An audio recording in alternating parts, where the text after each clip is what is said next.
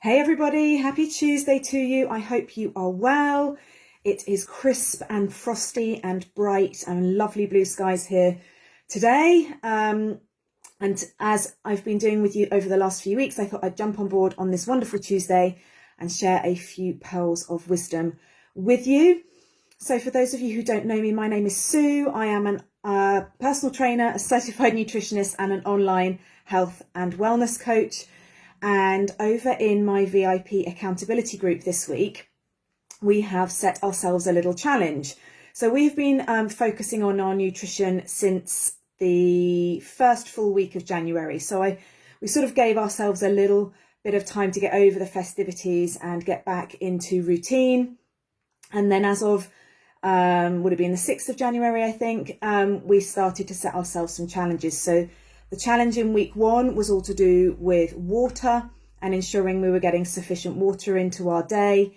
Last week's challenge was all about vegetables and trying to increase our vegetable intake. And this week, we're all about reducing sugar. So not necessarily cutting it out completely, because that isn't always possible for everybody, not straight off anyway.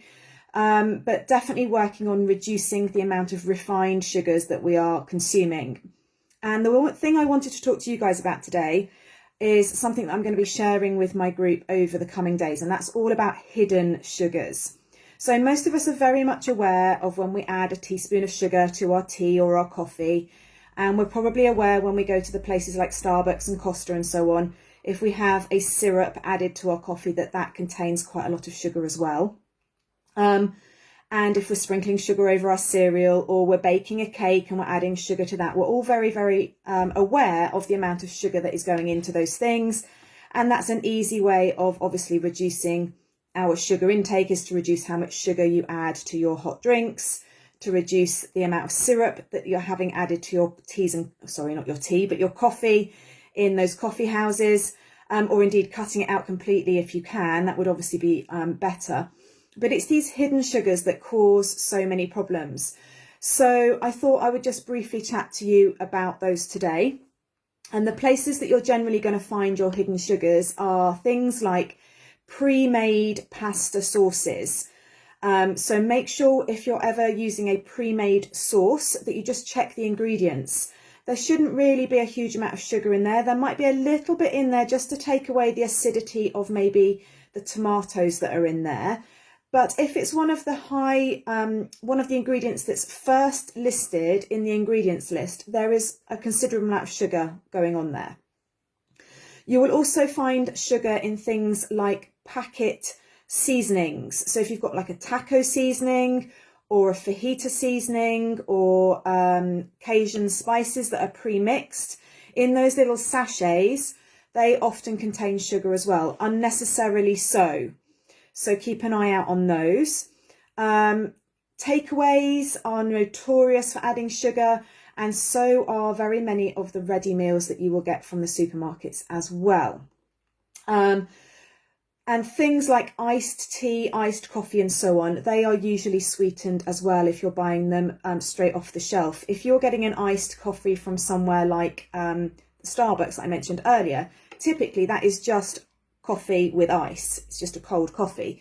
But if you're buying something like a Lipton iced tea, for example, again, check the ingredients. It's not just cold tea. They've generally put sugar into those things.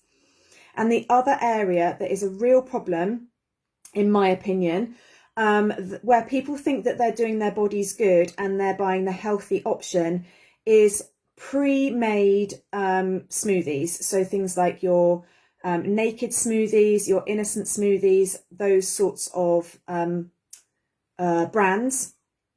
Take a look at the ingredients. Take a look at the nutritional information, because they contain as much sugar as a can of Coke.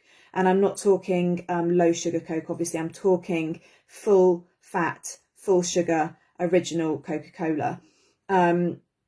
So yes, you're going to be getting some more vitamins and minerals from the smoothies. And yes, they're going to be slightly nutritious for you as a result, but they are still going to have a huge quantity of sugar in there.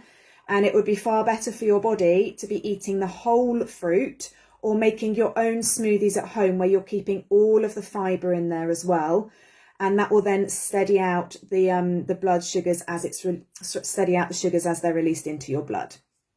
So just be really mindful of that. I'm not telling people in any way, shape or form to completely cut out sugar. I think that's completely unrealistic. I like a piece of cake as much as the next person, but just be very aware of where you might be consuming sugars where you don't think you are. So the sauces, the seasonings, those smoothies, those ready meals that you might be grabbing for a quick dinner one evening. Read the labels, check out the nutrition information, educate yourself. This is the point. Educate yourself in where those hidden sugars are so that you can choose whether to incorporate them or avoid them in your diet. Have a great Tuesday. I'll be back next week with more pearls of wisdom, I hope. Have a great week. Any questions, you know where I am. I'd love to share with you. Bye.